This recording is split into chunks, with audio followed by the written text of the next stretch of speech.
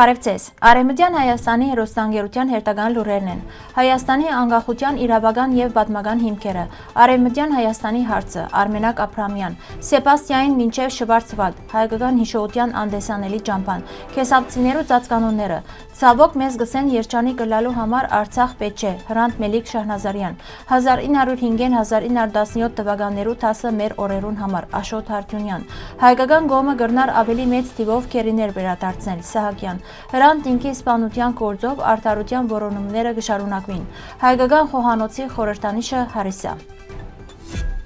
Արմենակ Աբրահամյան գկրե Հայաստանի անկախության նյութը կարելի չէ դիտարկել մեկ օրվան կամ մեկ հայտարարության սահմաններուն մեջ։ Այն խորապես կապված է ոչ միայն արևելյան, այլև արևմտյան Հայաստանի պատմական, քաղաքական եւ իրավական զարգացումներուն հետ։ Այս հարցին ամբողջական ըմբռնումը հնարավոր է միայն այն բարակային, երբ կուսումնասիրենք 1917-ին 1919 թվականներու իրադարձությունները միջազգային իրավունքի եւ պետական ճանաչման համաձայնին մեջ։ Անցյալ շաբաթ քննարկեցինք Ռուսաստանի հրամանակիրը, որով առաջին համաշխարհային պատերազմի ընթացքին ռուսական Պետությունը ջանցավ Արևմտյան Հայաստանի ինքնորոշման իրավունքը մինչև անկախություն։ Այս փաստաթուղթը ներկայացվեցավ եւ վերլուծվեցավ ֆրանսերենով եւ հայերենով, օգտագործելով ռուսական աղբյուրներ։ Այսօր անհրաժեշտ է շարունակել այս պատմական աշխատանքը եւ հասկանալ, թե ինչ տեղի ունեցավ զինադատարեն յետք եւ ինչ հետևանքներ ունեցան այդ որոշումները Հայաստանի համար։ Պետք է հստակ արձանագրել. Ռուսաստանը որպես պետություն, ճանաչելով Արևմտյան Հայաստանի իրավական կարգավիճակը, միաժամանակ իր զորքերը հետ քաշեց շրջաններեն,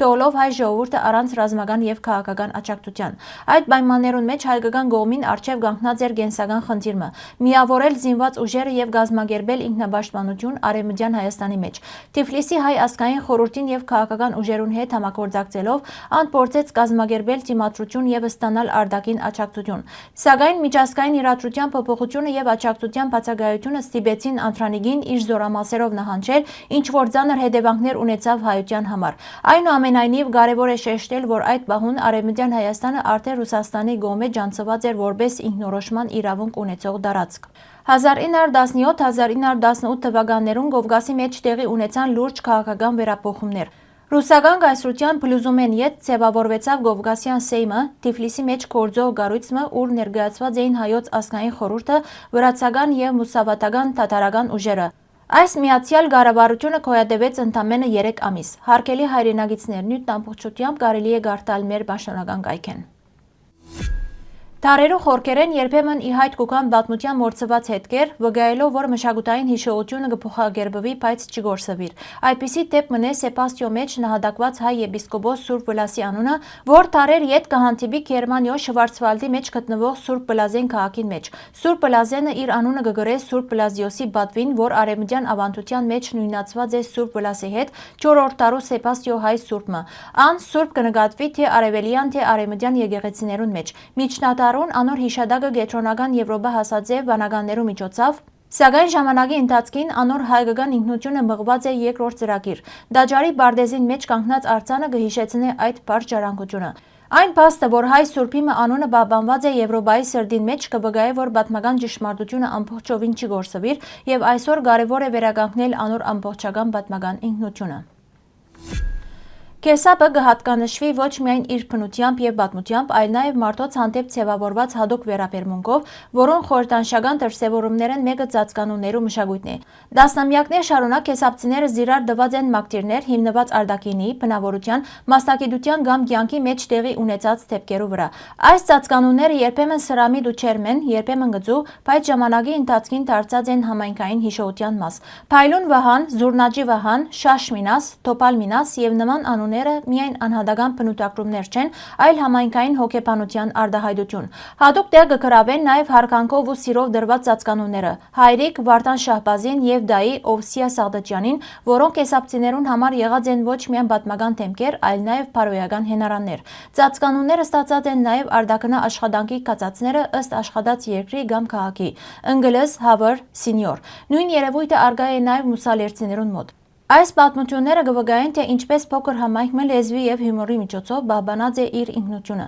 Քեսապցիներու ծածկանունները կենտանի մշակութային ժառանգություն են արժանի փոխանցվելու սերունդներուն։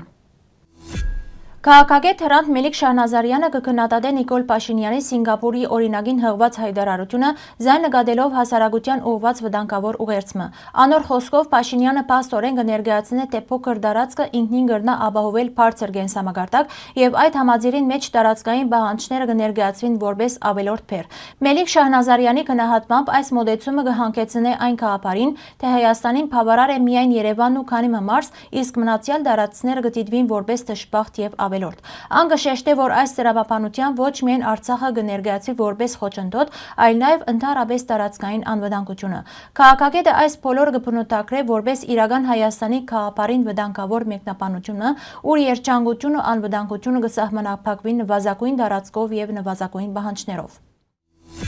1905-1906 թվականներու հայ թաթարական բախումները միայն ռազմական ընդհարումներ չէին, անոնք բացահայտեցին քաղաքական անհավասարակշռությունը։ Հայկական հասարակությունը կենտրոնացած էր իր ուժը ինքնապաշտպանության վրա, մինչդեռ մահմեդական վերնախավը արագ կազմակերպվեցավ, տնելով ապակա պետության հիմքերը։ 1905-1917 թվականներուն մահմեդական կողմը գումարեց շուրջ 10 համագումար, ձևավորելով միասնական օրագարկ, ռազմական եւ գազམ་ագերբչական ցանցեր, ինչպես նաեւ արտաքին գաբեր։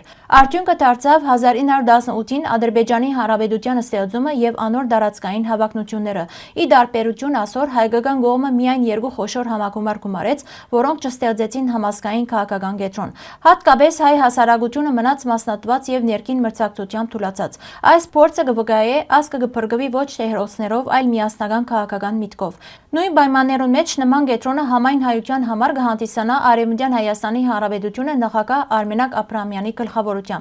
Եթե ունենք հաղթելու եւ հարատևելու կամք, եթե չենք ուզեր գրգին հայտնվել ռազմաքաղաքական ծայրահեղ ծանր ճգնաժամի մեջ, ապա բարտավոր ենք միավորվել միջազգայինորեն ջանցված Արևմտյան Հայաստանի Հանրապետության դրոշին շուրջ։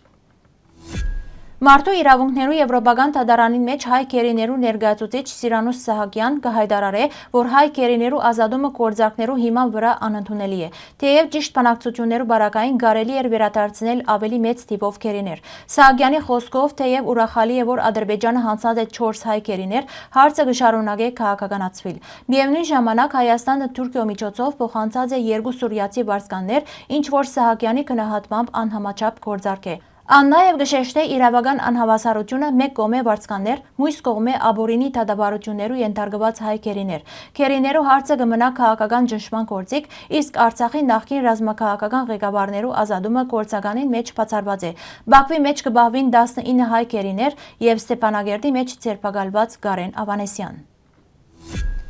Ագոստ թերթի հիմնադիր եւ գլխավոր խմբագիր Հրանտ Տինկի սպանութենեն անցած է 19 տարի, սակայն գործին իրական հանգամանքները մինչեւ այսօր ամբողջովին չեն բացահայտված։ Թեև անմիջական գործադրող Օգուն Սամաստը եւ անոր քանի համախոհներ դատաբարտված են, սպանության գազམ་ագերբիչներուն եւ pedagogan համագարկին մեջ ունեցած հնարավոր պատասխանատվության հարցը կմնա չլուծված։ Դինկի ընտանիքի փաստաբաններեն Հուլիա Դևչին ագոստին դված հարցազրույցին մեջ կնշե, որ pedagogan պաշտոնյաներու մասնակցությամբ հիմնական գործը ներկայիս կքննվի Թուրքիո սահմանադրական դատարանի մեջ, իսկ շարքը արտարացումներ եւ գործերու գրճադումներ խախտած են Դինկի ցանկի իրավունքի արդյունավետ պաշտպանությունը։ 2023-ին Օգուն Սամաստի ազատ արձակումը լայն դժգոհություն առաջացուց, թեև նոր մեղադրանք ներկայացվեցավ, գործը գրճատվեցավ վաղեմության ժամկետի լրացման պատճառով։ Միևնույն ժամանակ կշարունակվին այլ դատաբարություններ pedagogan եւ քաղաքացիական անձերու դեմ, որոնց մի քանին վճռապեկ դատարանի մեջ են, իսկ որոշ գործեր հասցված են նաեւ մարդու իրավունքներու եվրոպական դատարան։ Դինկի ընտանիքին փաստաբանները կշեշտեն, որ արդարության համար պայքարը պիտի շարունակվի